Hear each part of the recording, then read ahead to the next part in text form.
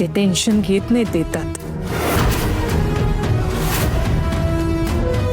अनु, अवीचा नसला तरी माझा या गोष्टीवर विश्वास आहे. तुला एकादशीचा कडक उपास करायचा आहे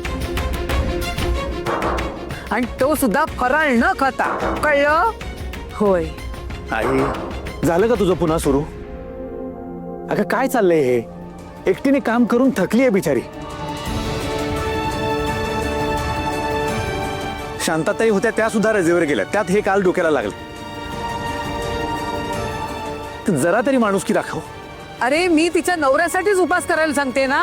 आई, तुला जर एवढीच काळजी आहे ना, तर आई म्हणून तू उपास कर ना खडक गावीसाठी. या वयात आईला उपाशी ठेवशील? ए तुमचं माहित नाही, पण मी हे उपास बिपास करणार नाही. आज माझ्या ऑफिसमध्ये पिझ्झा पार्टी आहे, सो मी तिकडे जाणार आहे. तुझ्याकडून आमची कसलीच अपेक्षा नाही. हो आई. तुझं तू कर. ओके. अनु, तुझ्याकडून कुठलीही चूक होता कामा नये, कळलं?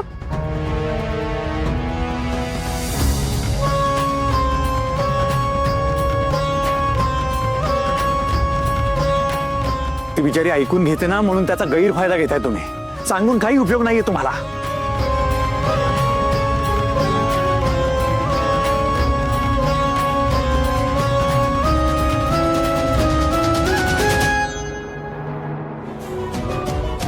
हिचा नवरा हिला विचारत नाही आणि माझ्या नवऱ्याला बघावं तेव्हा वहिनीचाच पुळका येतो. आता बघाच मी काय करते ते.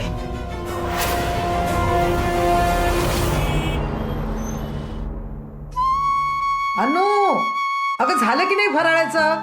भुकेनं पोटात कावळे कोकलतायत. हो आई, झालंय सगळं, आणते.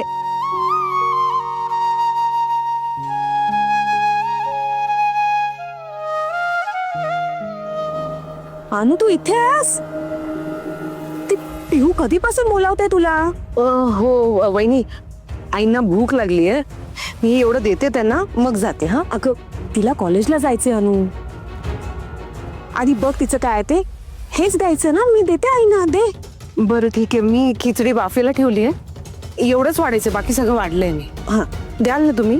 देते. हा बरं, आलेच. हा हो.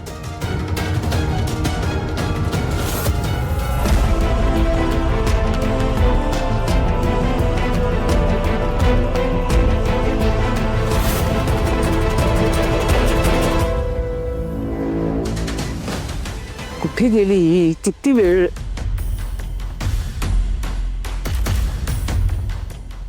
तू मला चिमट्या काढ गो.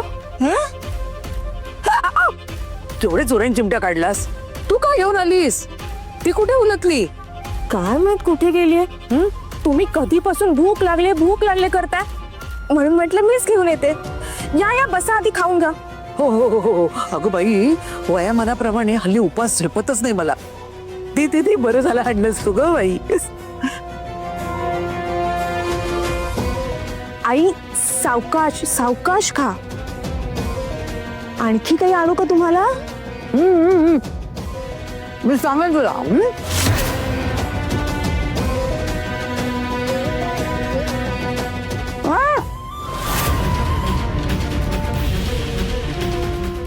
काय झालं? खिचडीत खडा सापडला का?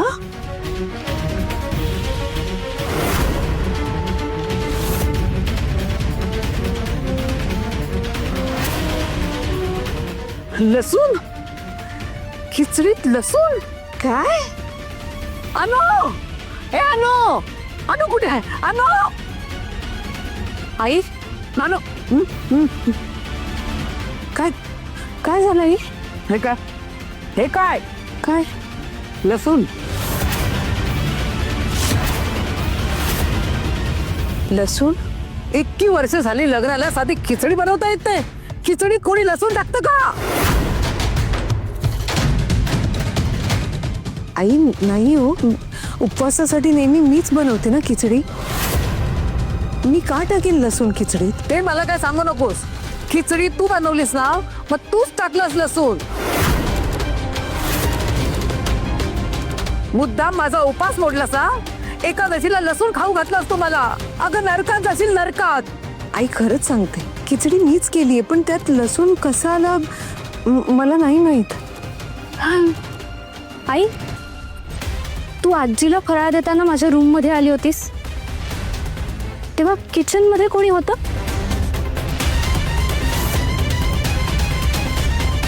हो, सीमा वहिनी.